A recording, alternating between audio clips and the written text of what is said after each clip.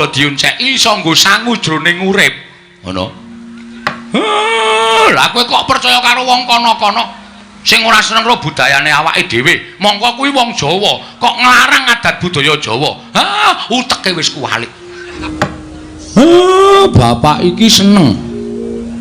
Bapak iki bangga. Bangga kok bangga. Bangga. Dene aku minangka dadi pengareping desa Karangkadempel.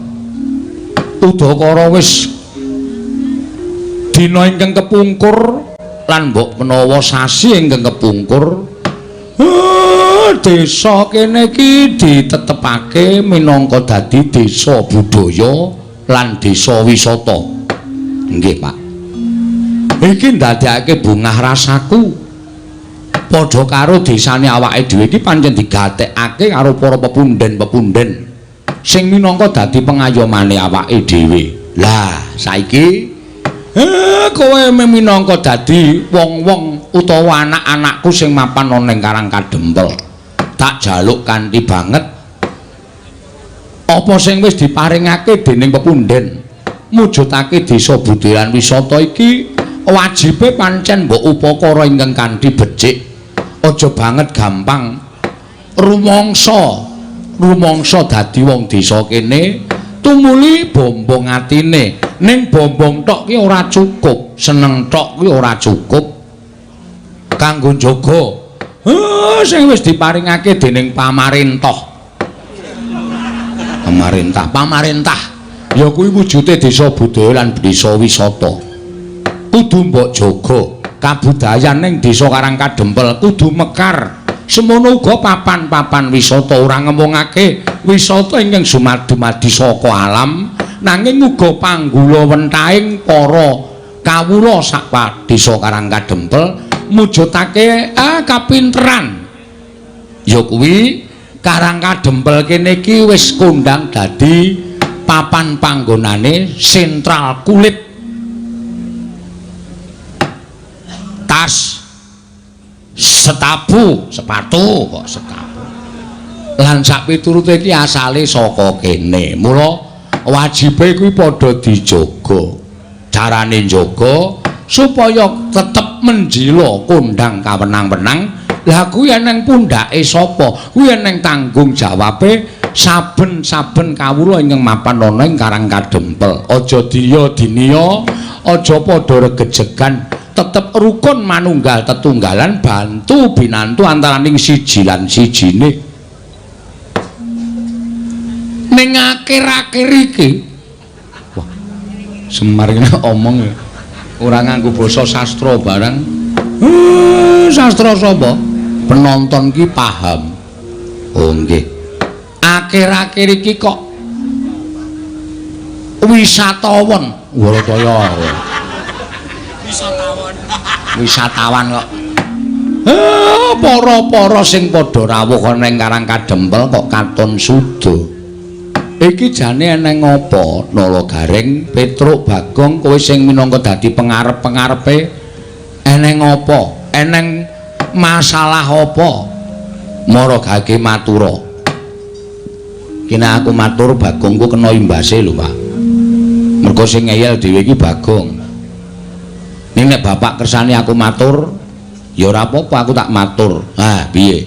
Mergo penemune para-para sing padha golek sandang pangan lumantar dodolan kuwi durung manunggal. Durung manunggal piye? Ngene, Pak. Kono-kono ki akeh papan-papan wisata sing dumadi saka panggula wentahing para kawula budidaya mujudake ketrampilan tangan kayata lan liya-liyane padha karo kene. Ning kono-kono iki pendak-pendak ana puluhan para warga saka mancanegara, para warga saka kiwa tengen ingkang padha rawuh. Ning sebagian padha diparingi, ning ana uga ingkang isih ngengkel ora gelem maringi. Lah nek carane kaya ngono kuwi ora jeneng kok ora kompak to, Pak. Nek ora kompak dadine sing padha nggawa pembeli-pembeli tekan kene iki do ora seneng mergo ning kene ora entuk apa-apa, ora ngelingi yen to rejeki saka sing kuwasa kuwi janjane dhewe ming minangka lantaran. Ora dikukup dhewe ning uga ratake karo para-para sing bakal nampa rejeki. Bagong kok ngono? Sik Mir. Mau ayah kok saiki Mir. Iki masalahe rada serius iki, Tru. Iki perlu apa jenenge iki? Ana pembelaan saka aku. Aku buka toko tas ki ning tanah-tanahku dhewe ning nggon-nggon aku dhewe. Kok dadi aku dadak ngenehi sopir-sopir bis ngopo? Lho, kok sik sopir bis sing nggawa tekan kene Gong kudu ngenehi tip. Kaya aja nganti kowe malak terus rejeki tok pek dhewe. Nek carane kaya ngono, ora mung kowe tok sing kapitunan ning tangga teparu sanak kadang padha kapitunan. Mula sing kompak. Ayo, nek diparingi semene bareng-bareng. Men kabeh mengko nek kondang kabeh tekan kene kabeh dodolan kabeh kerejeken kabeh. Ngono lho, Gong. Terus aku kon menehi. Heeh. Aja malak, tandane lho, rejeki iki nek malak sudane cepet Gusti ora paring meneh. Percaya karo aku. Nek rejeki kowe ora malak, diratake karo tangga teparu, diratake karo sanak kadang, diratake karo sing wajib nampa rejeki kuwi. Wo, arep ming entuk sithik ning ajeg. Entuk sithik ajeg tinimbane akeh ming sepisan. Pilih ndi? Pilih kabeh. Lho. Pilih sithik ning ajeg. Ah, nek sithik ajeg kudu tumindak kaya ngono kuwi. Apa-apa ki digawe sayuk rukun. Marsinamatan daya dinayan. Ngono lho. Ha ta? Ha iya. Piye rasamu? Duh. Ngopo e? Lek ndodok kena keprak. Terus piye nek menurut kowe? Nek pancen ngono wis kompak aku ya saiki melu. Lah ngono. Nek ora kompak ki bakal ya dadine ora apik. Nek kompak nyawiji tunggalan ki apa wae wis to, Gong. Sing bagot sing abot bakal dadi enteng, sing angel mesti bakal dadi gampang. Lho, terus ora mbrebel sithik-sithik. Oh, nek kaya ngono kuwi ora ndek kanca, ora ndek sedulur. Ha ya, Tru. Ha iya, wiwit saiki kudu kaya ngono. Siap. Wis saiki aku arep padha karo kanca-kancane. Ya, ngono kuwi. Ah, syukur nek wis ana siji sing diudari, angka loro bab budaya. Bab budaya kuwi ya kudu dijaga. Merga iki awake dhewe mapan ana ing tanah ingkang kebak budaya ingkang wis dadi tinggalaning para nenek moyange awake dhewe mbiyen. Awak dhewe wajib nglestarekake. Ngono. Lah kok saiki padha diya-diniya. Gareng wingi wis gelem jadil kok saiki wis ora gelem. Malah nek ana jadilan lunga. Aku ana sing ngandani nek jadilan ki musyrik kok ya, Pak. Ana sing ngandani nek jadilan kuwi nyembah setan. Sing kandha sapa? Hah? Sing kandha sapa? Ya ana, pokoke ya ana. Pokoke budaya ya wayang barang kuwi ora apik, wayang kuwi ora becik. Dugangane cangkeme kuwi wong. Kowe iki ora kok nyembah wayang. Wayang ki dadi tuntunan, tontonan, tatanan lan tantangan. Kowe tak omongi ya, wong ndelok wayang ki nek tenan-tenan le ndelok mesti bakal entuk ngelmu sing apik, ngentuk ngelmu sing becik, entuk tuntunane falsafah Jawa. Ngono. Wong Jawa ki alus, wong Jawa ki kebak sasmita, ora kok cobloko. Mula jroning wayang iki digelar kaya ngene iki padha didhawuhi ngonceki sasmitaning lakon sewengi mau apa, becike nggo nendi, alane nggo napa. Kuwi ayo padha dionceki iso nggo sangu jroning urip. Ngono. Lah kowe kok percaya karo wong kono-kono sing ora seneng karo budayane awake dhewe. Mongko kuwi wong Jawa, kok nglarang adat budaya Jawa. Uteke wis kuwalik. Nggih. Nek kowe dadi wong Jawa, aja gelem kowe dadi wong liya. Ana tetembungan, kowe aja gelem dadi tamu nang omahmu dhewe, aja gelem dadi wong liya nang negaramu dhewe. Lincak blangkon surjan jarik kuwi tok upakara sing apik, aja diganti sandangan liyane. Wong nyatane kuwi ya sandangan apik, ya sandangan becik, iket ki bakal ora le nyolong. Lah kok dadi disalahke iki luput nggo napa? Kowe kelingan ora? Wayang iki mbiyen dienggo nyebarke agama karo Njeng Sunan Kalijaga. Lah kok dadi ana sing muni kaya ngono kuwi? Nek kira-kira isih seger mangan pari tanah Jawa, isih wareg mangan wari tanah Jawa, isih seger ngombe banyu tanah Jawa, ayo do nguri-uri kabudayan Jawa. Ana tetembungan di mana kaki dipijak, diisi tu langit dijinjing. Tegese nek di papan kowe mapan ki ngreganono budaya kono. Aja kok malah tok singkang-singkang kowe ora ndek tangga, ora ndek kanca. Urip ki ora iso nek ora bebarengan, urip ki ora iso nek ora sesandingan. Sok nek mudhar arep mangkat ning kuburan dhewe apa kowe? Kancane gayeng ngalor kowe melu ngalor, kancane gegeran ngidul gayeng ngidul kowe melu ngidul. Mergo kowe ora duwe jati diri. Mula jati dirimu kuwi ketokno iki lho, jati diriku wong Jawa. Ya aku kudu tresna budaya Jawa, ya aku kudu seneng budaya Jawa. Wong kuwi budayaku, kuwi budayane leluhurku. Ngono. Kampleng ya itu. Sapa? Sapa? Gareng iki. Lho kok gareng iki? Gareng iki ming kurban kok. Gareng iki ora salah kok arep dikamplengi ora. Sengit aku. Mulane saiki kok sing teko latihan jatian kok kurang siji iki bol gareng iki to. Kowe iki ape lho reng dadi celeng? Celeng matamu kuwi ora. Ora ana sing iso kaya kowe iso bijik-bijik mergo sikile pincang. Nan, trampil lemu joget mula aja. Kuwi iki ora apa-apa nek. Wis to.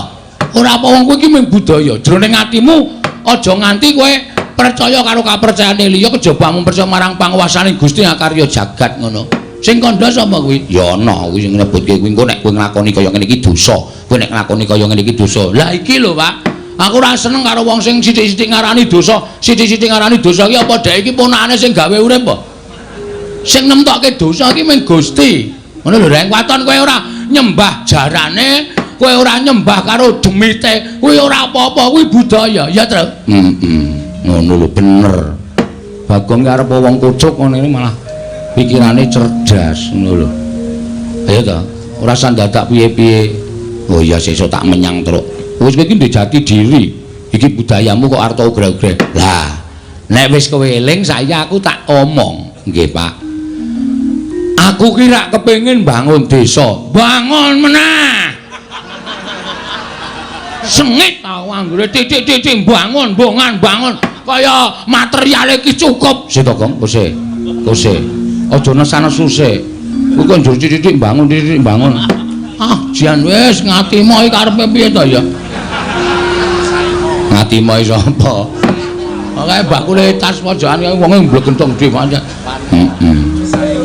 Wanto. Ayo. Titik-titik bangun, bangun. Heeh. Semari nganti kesel aku iki mbaya wis man. Liyane jalukane kuwi engko ndak duka. Ndak ora seneng. Nganti aku iki ngarang lakon ning panggung lho. Mergo mung bungan bangun. Ngladeni para penonton iki kudu beda. Ayo ngene iki iso pecah ndase suwe-suwe. Ayo. Nek yo ngene lho, Gong, malah justru kuwi dadi bab pamecut tumraping kowe kudu selalu berkreativitas, selalu berkreasi. Engko nek kowe ana ning nggon streaming ditulisi Semar Bangun Desa, ngono kuwi terus jok jejerke beda, ora ana tokoh-tokoh sing biasane kuwi penonton tertarik. Lho, kok ngene? Piye iki kok critane? Ngono. Ene. Ngomong karo iso wae kene iki. Wis ndase kesel. Ayo kudu dilakoni. Wis kesel bayare ora full. Pak Desa anu Wanto ki sapa? Kowe karo Kyai Manding ki piye? Kowe ditimbali nang kene ping bola-bali. Oh, aku nek ora tresna ora lho. Ha iya. Kabeh ki manjing dadi sedulur. Mula sing jeneng budaya ora kok mligi menggo golek dhuwit. Heeh. Ning nggo srawung karo nggo ngibadah. Darmaning wong seni ki ngene iki, Tru. Oh. Dharma iki tegese kewajiban nglakoni urip bebantu marang sak padha-padha. Lah, aku isane nyumbang ya mung nyumbang kaya ngene iki. Heeh. Wis piye, Pak? Kersane? Aku pengen bangun desa. Piye? Areng kowe dicor ya?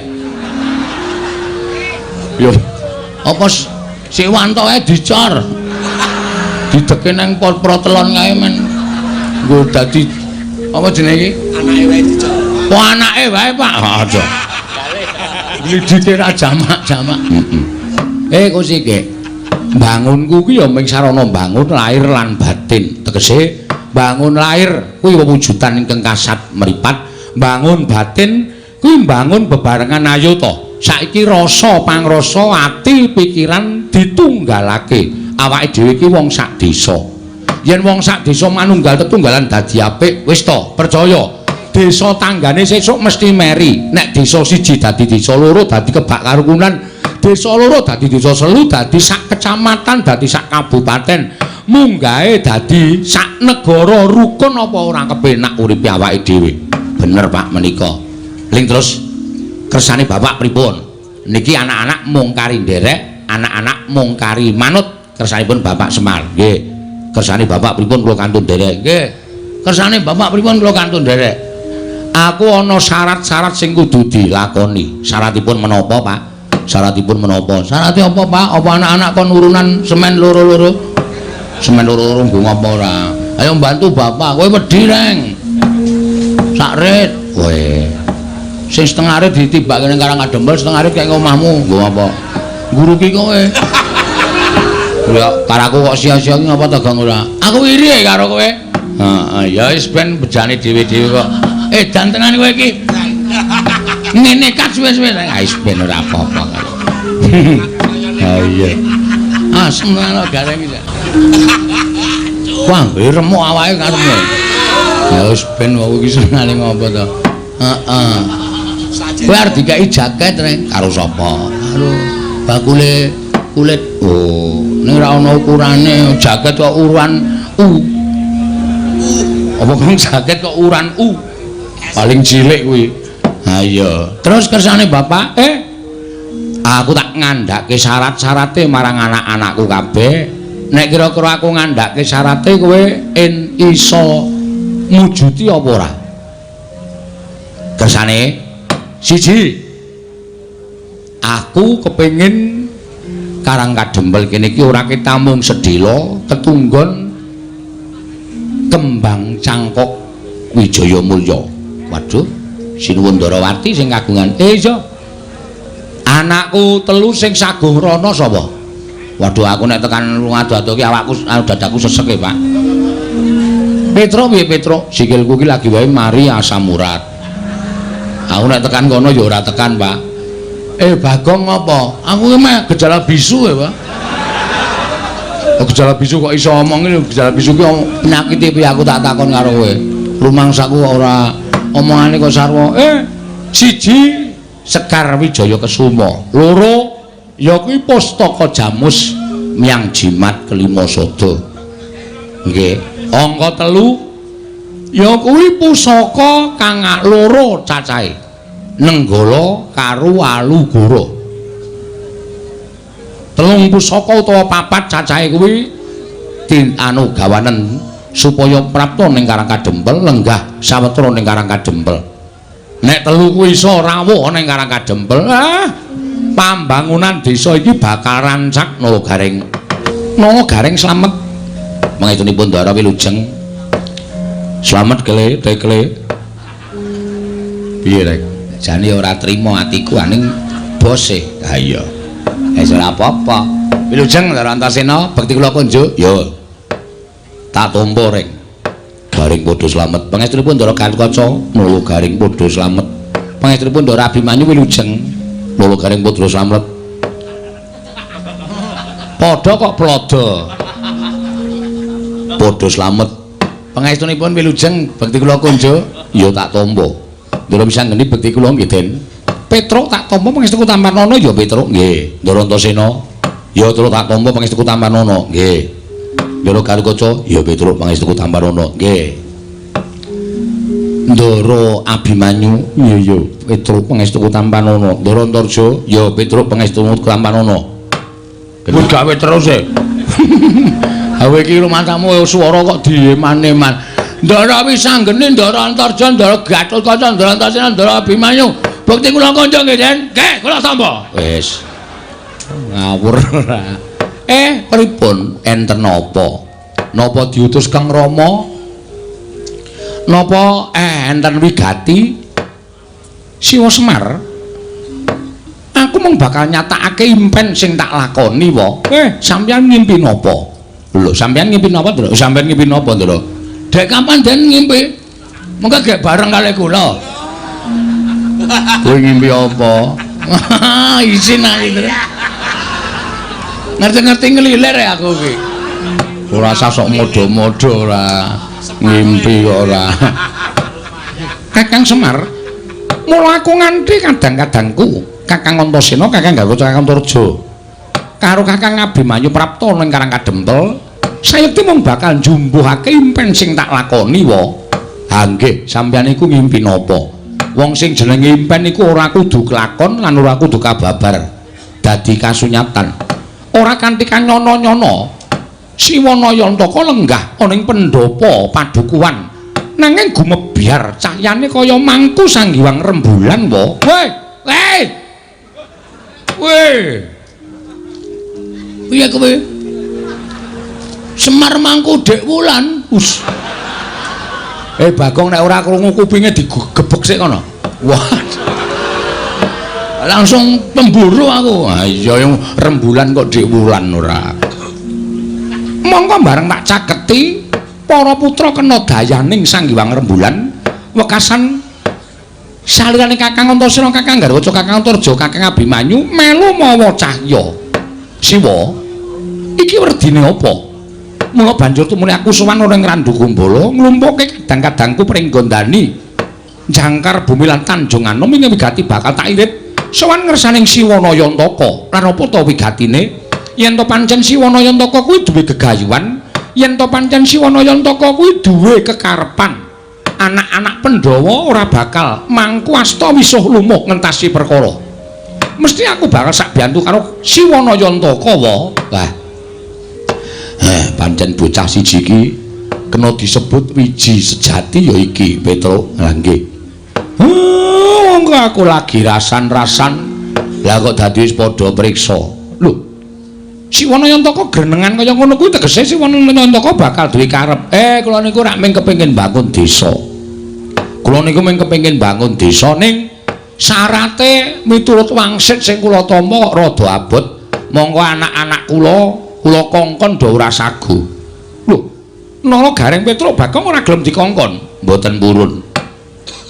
Anak model apa kuwi aku tak takon. Ing ngatasi dikongkon karo bapakne kok ora mangkat kuwi. Lah nek cara aku rasa anak-anak wae, pateni wae ngopo? Waduh. Modar iki, Tru. Ha wong aku ya urung muni ora sagu kok Pak Ming aku ngandhake nek sikil kuwi barasa murat. Nyatane do duwe alasan dhewe-dhewe. Bapak arep kongkon aku nanti, Pak. Sendika dawuh, Pak. Lho. Ming aku sing sendika, ha to, Pak? Ora. Oh, asem e.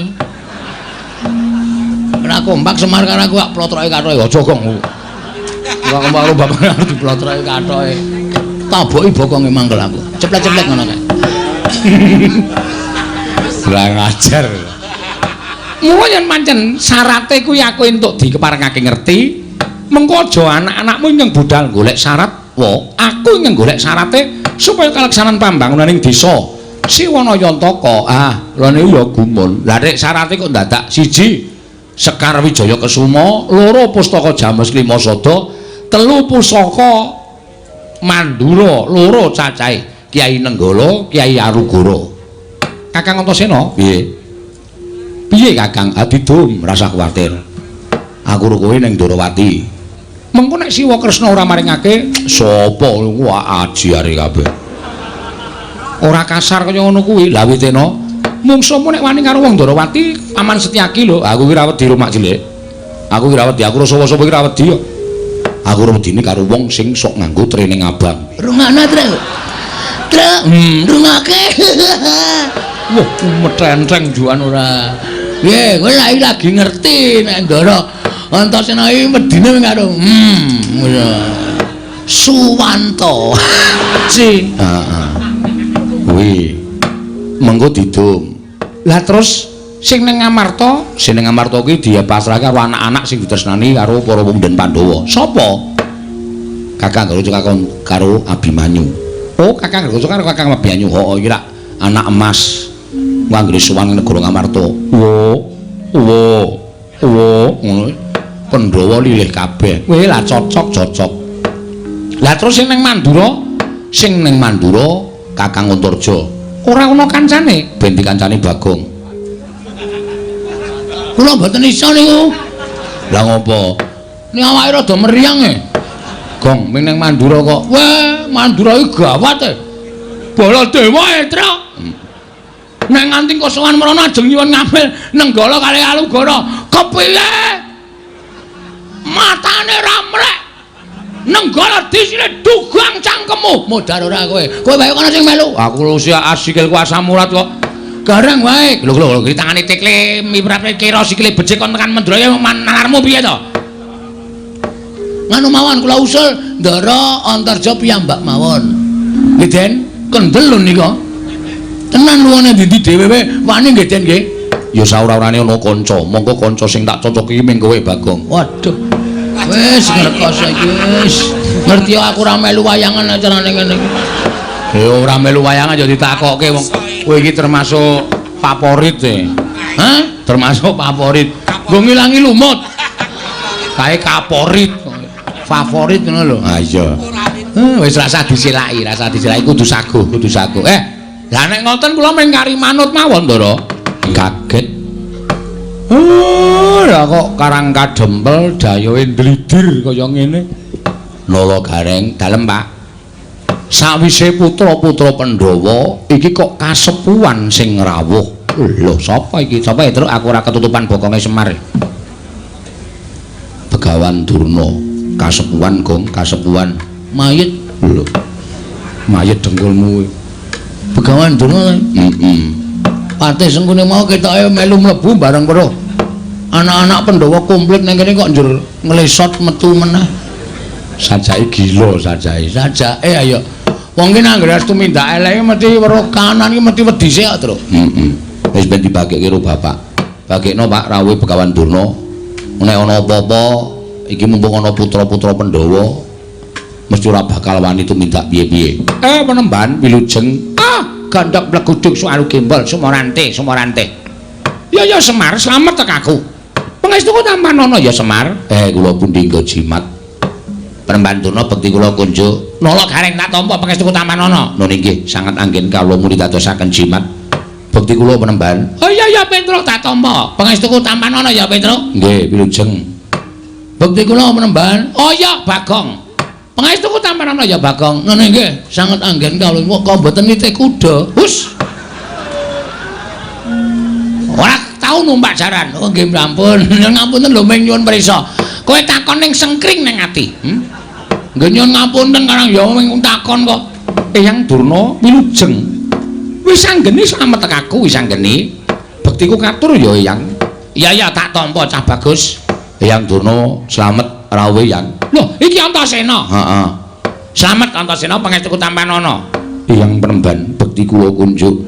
Iki kaya suarane Abimanyu. Kasinggihan mekaten. Bekti anu pangestuku Tampanono ya Abimanyu. Kula pundi nggo jimat Eyang. Bekti kula kunjuk Eyang. Iki kaya suarane Gatotkaca, Radyora Permana mlebu ning padukuhan Karang Kadempel. Inggih, ingkang wayah ing Pringgondani. Pangestuku Tampanono, Gatotkaca. Eyang bekti kula kunjuk. Loh, iki kaya suarane Antarja. Inggih. Pangestuku Tampanono. Kanjeng Eyang bekti kula kunjuk. Iki kaya suarane Irawan. Inggih, dasar kepara nyata. Pangestuku Tampanono Irawan. Inggih, Kanjeng Eyang bekti kula kunjuk.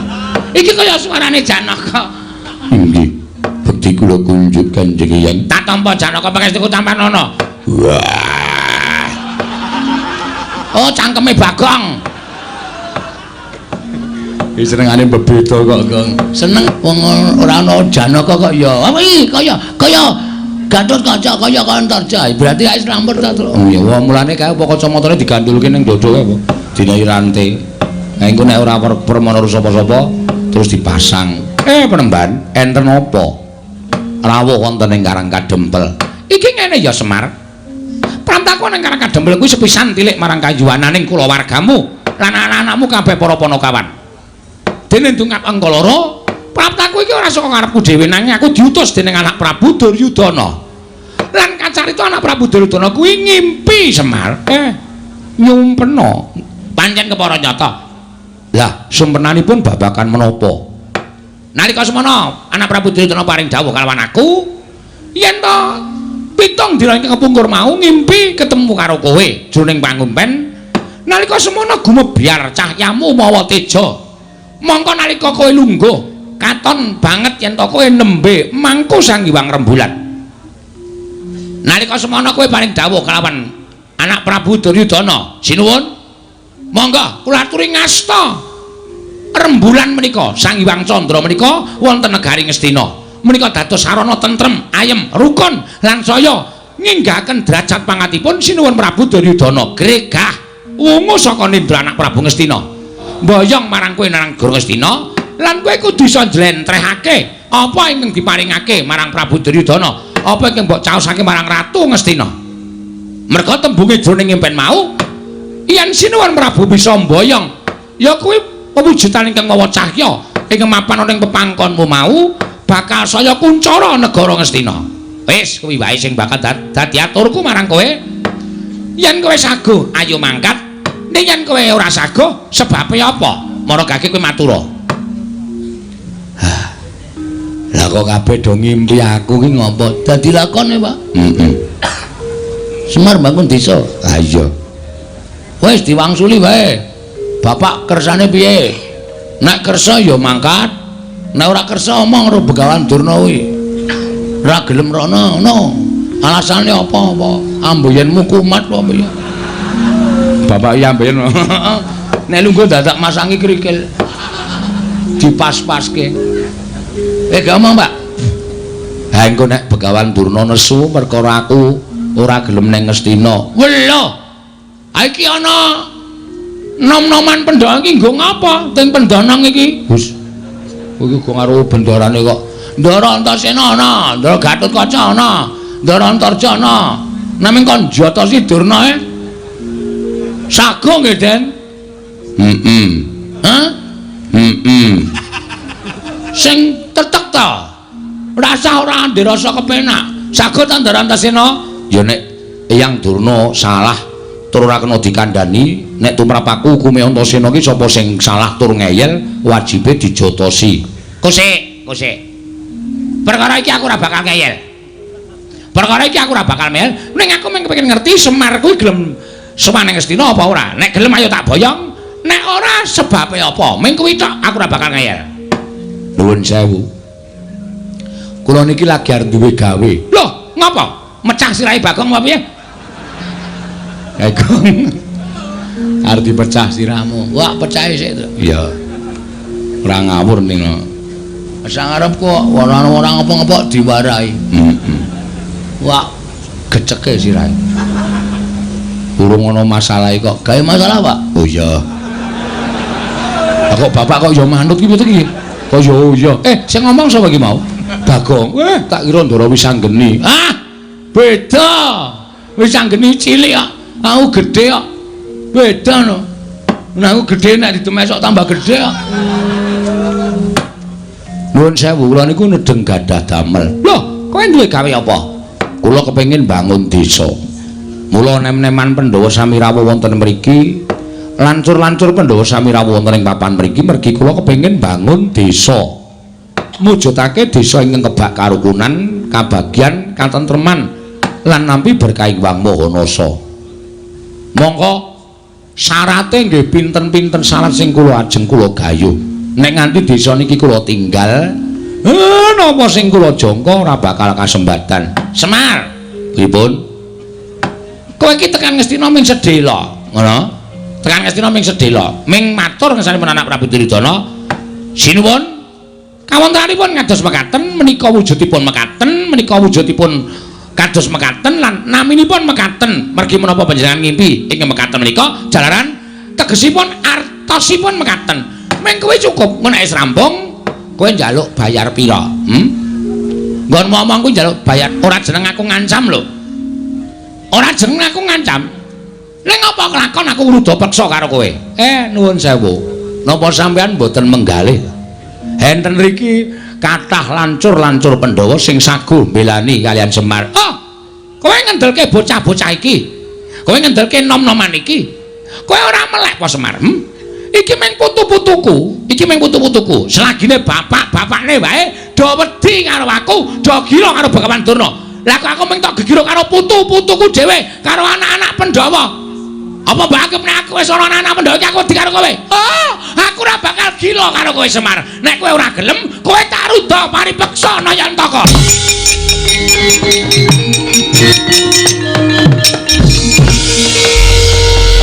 Mandel ora.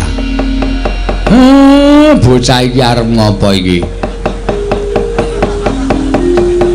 Hei. Arep metenteng ya, Pak. Ayo metenteng tunguk ngisor, tunguk dhuwur metenteng keleke pasrai. Wis tak semprot. Nandurna. Loh, iki Bakong. Arep apa kowe? Sampeyan mau ngendika pripun? Semar nek tekan negara Ngastina ajeng manggahi pinten miliar? Pinten triliun? Sampeyan tahu wae Semar niku mata duwiten. Sampeyan tahu ngerti lho Semar niku teng pundi-pundi njaluk bayar? Mboten. Disangoni ora gelem. Apike Semar teng mriki niki lho. Nek perkara negeske impen tok Semar terus njaluk duit miliar, duit triliun. Niku anggepe bapak kula niku mata duwiten wae piye? Heeh. Nek bapak kula niku duweni penemu duweni jati diri ora gelem rawuh teng negara Ngastina niku sebabe bapak niku duwe gegayuhan. Inggih menika mbangun desa. Monggo syarate angel, syarate kudu digayo. Nek bapak ninggalke desane teng negara Ngastina tegese bapak niku mementingkan diri sendiri tapi tidak mau tahu tentang keadaan orang banyak. Wah. Edian Bagong kata-katane apik. Meneng sik Antasena. Wah. Pak Totok ndasmu lho kowe. Weh, lali aku tak kira kowe bolone Durna. Ana ngurine Durna e. Nun ngapunten niki lagi serius sampun dikisro omongan kula. Lho, terus sampean kok dadi nek pancen kowe ora gelem tak boyo marang negara Ngastina, kowe tak ruda paripeksa. Bapak ngendika, napa sampean mboten wedi niki enten lancur Pandhawa. Anak-anak Pandhawa. Selagine bapakne anak-anak Pandhawa wedi karo aku, apa meneh mung bayi-bayi, putu-putuku, anak-anak Pandhawa. Aku ora wedi. Nun sewu lho, mulutmu harimaumu. Kowe nek omong nganggo dipikir, ngoten. Nek ngendika nganggo dipikir aja waton ngendika sak penake dhewe. Nek sampean ngendika sak penake dhewe, ngrekoso urip sampean teng Karang Kadempel. Terus kowe arep ngapa? Kula mewakili bapak mboten ajeng tindak teng negara Ngastina. Lho, piye? Tegese kowe wani karo Begawan Durna. Lho, piye ta cah iki? Posisi ngene iki mboten ateges kula wedi. Kula wani sekecap padha sekecap karo sampeyan niku merga kula wani penembar. Ora kok kula perkara wedi. Kowe wani mergane kene ana anak-anak Pandhawa. Lho, mbok kandha bali. Ijen padha ijen karo sampeyan. Nganti gawe masalah kaya ngono. Gong. Kowe apa itu? Mbok wis mundur iki perkarane bapak kok. Santai wae to. Kowe goblok kok goblok piye? Ha iki nek ora digawe masalah terus piye mengko bar limbukan bubar. Nganggo utek ngomong. Kene iki ya karo mikir padake. Iku mula digawe masalah Durna ora wani tak gawe supaya wani. Ben mengko ana terusane. Konjur padake ora ganggong-ganggong. Lha nek ngono kowe wani karo Begawan Durna, sing tak wedeni apamu? Bagong, gandeng aku tak gombong wis ceng-cengan. Mulai iki ayo padha didadekake. Ayo metu Jawa. Ora bakal wedi ae. Ayo. Wah.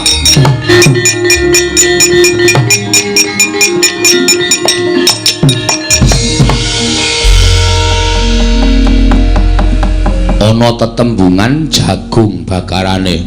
Endi? Lho kok endi? Ana, Pak. Sak ngerti ku meng sate kambing. Wah, wis cilaka tenan. Kok cilaka piye? Durna wani. Ayo tandangi. Kowe wis wani nantang Begawan Durna kuwi ana tembungan jagung bakarane tanggung perkarane. Saya tak takon karo Ndara Wisanggeni. Kowe arep takon apa, Bagong? Sampeyan mau rawuh mriki nak pun sendika mbelani bapak to? Mbantu karo bapakmu ora mbelani. Lah saiki nek pancen bantu niku sampeyan kudu sago ngundurke Kurawa. Kosek aku mbantu le bangun lho, ora ana mbantu perkara liyane. Biar ora. Nek Siwa Semar bangun desa aku mbantu. Nek perkara liyane kon mundurke Kurawa kuwi aku ora ana perkara pepundhenku Kurawa. Ya ora masalah wong aku ora tau weruh kowe perang kok. Kowe kisane mung modal lambe. Ya majurane. Kaya inspektur rasane. Ndara Antasena. Apa, Gong? Sampeyan bantu kali Semar to? Bantu mesti. Nek bantu mbok tulung Kurawa diundurke. Aku ya mung bantu le bangun desa ora perkara kok tekan kene ora niat gelut. Aku usirku ndelok jagat iki supaya tentrem, ayem ora ana regejegan. Terus fungsine kula nantang Durna niku mau. Lho, sing nantang sapa? Kula. Kok sing temandang aku? Nek wani nantang wani nandangi. Ya, ora masalah. Oke. Kita wis do pidak jempol iki kita. Ndara Gatot Kaca. Nggih. Saman nate kemutan mboten? Perkara apa? Biyen jaman sampean dijedi teng Kawah Candra Dimuka. Iya. Niku asline sing ngentut kemeng kula. Petruk rawani tekan kawah, Gareng rawani tekan kawah. Napa meneh Semar nek kena panas leleh. Sing tekan pinggiring kawah ngenteni Ndara Garukaca jedul saka kawah niku meng kula. Apa mbiyen aku akon? Nggih mboten. Ora kewajibanmu to? Nggih. Terus kula tak takon, kewajiban sampean napa? Aku dadi satriyaning praja. Karang kadempel ajeng diserang para Kurawa. Sampean pripun sebagai satriya? Mestine aku ngayomi. Mestine kudu ngoten. Iya. Kurawa kudu mundur tekan negara Ngastina. Iya. Dadi kewajibane sapa? Sing ning Karang Kadempel sapa? Kula kali Bapak kali Petruk kali Gareng. Terus nek kowe masrahke perkara kabeh marang Garukaca, apa rampung perkara negara? Aku ngrampungi perkara negara Ngamarta durung rampung-rampung wawahi perkara Karang Kadempel.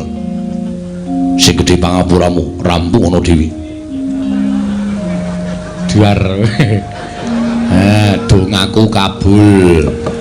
Kowe ndonga apa ya, Truk? Asem e. Ndara Antarja? Nggih. Sampeyan nggih mboten purun nabi kula. Ora terus terang bae ora. Wah, iki kok bloko banget to iki. Iya, Bagong awakku kesel tenan, Bagong. Nggih, Pak. Ndara Abimanyu sayangku cintaku. Ndara Abimanyu. Apa, Bagong? Sampeyan tresno kali kula to? Tresno. Mbok kula dibantu. Bantu apa? Sak gedagan iki aku mengiso mbantu 150 bab. Kula tekan dhuwit to iki. Kula niku nantang para sata Kurawa. Sing gedhe pangapuramu, Bagong, aku ra iso piye-piye. Kadang-kadang kudu ora mbelani, nek aku mbelani mesti aku dijothak, ora dijak dolan, ora dijak lunga. Oke. Iya. Dhewe kaya ngono ya iki. Bengi iki ora ana sing mbantu karo Bagong. Pak. Gandeng aku wis kadung nantang Durna. Isen aku mundur, Pak. Terus aku njaluk pamit ya, Pak. arep nendi? Methuke Kurawa, alakonane dhewe, ladenane dhewe, tak tandhane dhewe, Pak. Pamit ya, Pak. Yo sing ati-ati. Nek kowe mati kowe dadi kusuma bangsa. Matimu bakal dipendhem ning taman makam pahlawan. Njuk batine apa? Mati ora iso urip meneh kok. Ya Pak, nyuwun pamit ya. Yo sing ati-ati. Petruk, kowe tega tenan karo aku? Aku lagi males kok. Lakonono dhewe. Nah aku mati lho, Truk. Ya mati awakmu dhewe kok aku bingung. Aku senengane glelekmu ora jamak-jamak. Nek ketanggur kene iki men tok rasake dhewe. Rek, Apa? nek aku mati, aku ora nyaur utangmu. Ora nyaur apa-apa tak ikhlaske, Gong. Edan. Aku ngimpi apa to ya bengi iki? Oh dadi kaya ngene kae, Pak. Nyuwun pamit. Begawan Durna Kurawa iki Raden Minajingga. Ingkang sagung ngendarat karo Esa Kurawa menyang dhewe.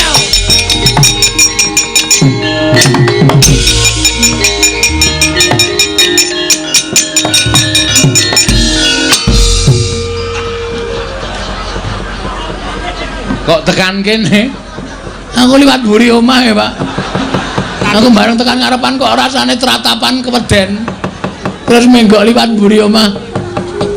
Mulane pitike do bubar kabeh. Lagi do angrem. Kok marahi bubarke pitik. Truk, mbok orane to, Truk. Aku bantunen. Gong, ngapa kowe ngejak omong aku? Ora sayang karo aku abdimu ora tok belani kowe. ora usah kuwatir, sing maju aku. Tenane. Tenan, Kang. Oh, Dimas. karo Abimanyu. Yene ya, inggih Kakang Mas. Asem do bebeda aku. Tak plotroke kathaku aja. Mundur ngono. Mangkel aku wis tratapan lho. Mangkel aku nek carane ngono suneg aku nek lakon Semar bangun desa.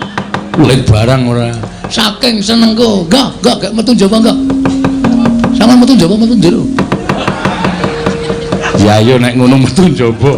Karo aku bulane do seneng metu njaba ora masalah. Wah tak cocoki ndase Bagong omongane. Kowe ngapa? Kowe iki nek ngene iki asosiasimu sing elek, pikiranmu sing jorok, goblok kowe.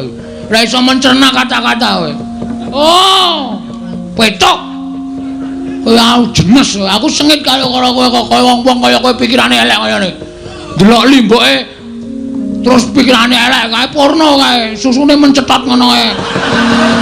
Kowe sing basa iki pikirane sing nonton. Wong kuwi keindahan kok. Ora, kowe menungsa ya ana wis sengit tau. Nggih, Jan nggih? Iya. Kamu tuh gak? Yo. Ndara Abimanyu? Iya Bagong aja kuwatir tak belani. Ndara Kaca? Iya Bagong aja kuwatir tak belani. Ndara Antarja? Iya Bagong aja kuwatir tak belani. Ndara Wisanggeni? Iya, wis ayo mangkat dina iki. Kakang Antasena, Kakang Garwaca, Kakang Antarja mesake Bagong. Ayo padha dibantu. Nek kira-kira mengko kalah karo Kurawa, ya wis ben ditandangi Bagong. Iki omong apa meneh? Aku kok tak ora metu sik ya. Ya men perang sik. Heeh. Ya Pak ya tak tut ya Pak. Nanti? Manut. Iya. Seafood. Iya. Kerang, ora doyan kowe kerang ta Pak? Ra iso le ngonceki to kowe? Ora perkara ra iso le ngonceki, nggo mamah ki wis ra iso. Cangkeme ganti. Wedhus ora. Kerang ra doyan. Kowe iki disuguh apa-apa ora tau gelem rapi. Seafood ra doyan. Sate kowe ya ora cerdas.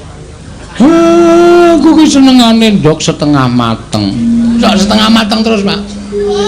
Ndok pitikku maksude. Engko tak gaweke ya Pak, kan aku sayang karo kowe. Ayo Mlebu iki selak blandang wektune ayo gek. Bojone Bagong iki kon limbukan karo bojone Gareng. Men padha nglipur sanggaring para lenggah. Sangu gendeng apa, Pak? Sak karepmu sing gampang-gampang wae. Apa, Gong? Jadilan. Lho. Bapak mundur ngedaluk jadilan ora. Santi mulya kesenane bapak-bapak ya. Men kabeh warga padha sesanti kamulya-mulya ki ya rukun ya tentrem ya ayem ya manunggal. Ha ta, Pak? Wis gek dunekke dibukani bonang. Tiluli demlong kuwi gugur gunung. Kuwi senengane obo pelok liwara pelok barang sampe nake dhewe ra. Yo mangga dados. Yo. Nek pancen ngono aku njaluk pamit, aku tak nganti adikku Wisanggeni. Sowan Siwa Ndhuwarawati nembung Sekar Cangkuk Wijayamulya. Nggih, menika malah prayogi. Siwa Semaraku nyuwun pamit tak nganti adikku Abimanyu.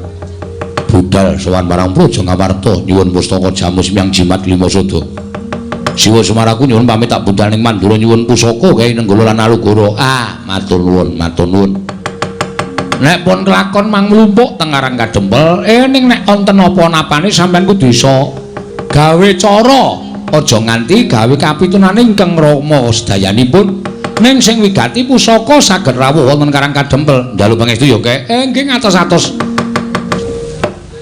Patakone negara Ndrawati sowan kersane Kanjeng Ndrawati mau sayekti ora kok para Pandhawa ingkang utusan. Nanging aku pancen diutus nanging dudu punden Pandhawa. Ora ana li kejaba mung Siwa Semar Badranaya. Lho, Kakang Semar iya wa. Lah wigatine apa? Dene Kakang Semar utusan lawan Ratmajaku sakarone marata gage matur ingkang tetela. Ngene ya wa. Nalika semono aku kuwi ngimpi. Jroning pasemenan mau aku weruh Kakang utawa Siwa Semar Badranaya mangku Sang Hyang Candra sumorot cahyane. Nanging ora mblerengi. Wekasan sapa ing cedhak lawan Kyai Semar dadi kedunungan sorot ing mapan ning anggane sapa wae ing cedhak lawan Kakang Semar. Ngono nggih. Iya. Tumuli aku nganti lawan putra-putra Pandhawa sak petara sowan marang Karang Kadempel nanjake marang Kakang Semar Badranaya utawa Siwa Semar Apa to sababe lan werdine impen mau? Lah kok jemel Ndara Dasih impen ingkang nak lakoni wa ketitik Siwa Semar Badranaya bakal duwe gawe. Ira dalah. Kakang Semar bakal duwe gawe. Iya wa. Lah duwe gawe apa nggih Wisanggeni? Ora kok duwe gawe tegese pribadining Siwa Nayantaka dhewe nanging Siwa Semar bakal duwe gawe ya kuwi bangun desa Karangkadempel. Tumune aku nglawan para putra. Sago sak biyantu nglawan Siwa Badranaya. Jernyatane Siwa Semar gedhe lelabuhane tumraping para putra lan Punden Pandhawa. Mula ora ana ilang yen to aku nglawan para putra kabeh bebantu marang putripoting Siwa Nayantaka. Ya, wis anggene kuwi bagus. Kuwi apik lan becik. Awakmu Ndrawati rumajang. Nanging nalika semana Siwa Nayantaka tumuli paring dawuh bakal kelakon penjangkane ya kuwi nggone bakal mbangun desa Karangkadempel. Nanging ana syarat srana ingkang kudu dilakoni dening Siwa Nayantaka. Tanana ya kejaba mung Karangkadempel ora ketang amung tulung kedheping paningal kudu linenggan pusaka Ndrawati ya kuwi Sekar Wijaya Mulya. Mula wae gandeng para putra ing pandhegan anakmu Drepsila geni iki wis sago mbantu marang Siwa Nayantaka tumuli aku tinuding mbudidaya sarta matur marang kenjarane Ndrawati muga kepareng nggalih aku nyuwun Sekar Wijaya Kesuma bakal tak boyo marang Karangkadempel. Mengko yen wis rampung nggone Siwa Nayantaka mbangun desa tak kondurake marang negara Ndrawati, Siwa Ndrawati, Siwa Prabu Kresna.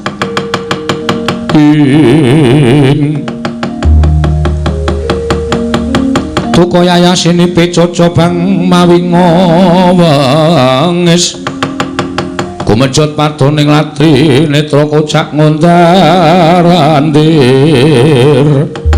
Oh, wis anggeni. Ana dawuhmu apa wae? Ya bener. Kakang Semar kuwi pancen pengayomaning para Pandhawa, Kakang Semar kuwi pancen ingkang ngomong anak-anak Pandhawa.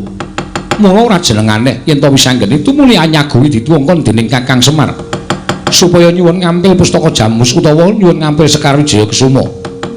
Nanging kowe kudu eling, nggih. Semar kuwi namung derajate ngaceplik, Semar kuwi mung Panakawan. Semar kuwi mung batur saumpamane. Ayo dadak nganggo dirawuhi pusaka Ndrawati kuwi Sekar Wijaya Mulya. Monggo Sekar Wijaya Mulya kuwi ora kena pisah lawan wakmu Ndrawati. Mula saiki ya nggih kowe tak utus baliya sowana marang Kakang Semar yen to Sekar Wijaya Mulya ora bakal prapta ning Karangkadempel lan matur babar pisan yen to aku uga ora bakal ngaturake Sekar Wijaya Mulya. Mula Kang Sangka kuwi sanggeni aja gawe geger mbebutek banyu bening kanan negara Ndrawati. Mula Kang Sangka kuwi sanggeni matur marang Kakang Semar golek srana liyane wae sakliyane Sekar Wijaya Mulya. Yen nganti wani Kakang Semar kuwi nyuwun ngambil Sekar Wijaya Mulya, mongko derajate ora padha karo Ratu Ndrawati. Ateges Kakang Semar kuwi wis modho sarta wis ngasorake marang derajating Nata Ndrawati. Aku ing ora trima perkara iki wis anggeni.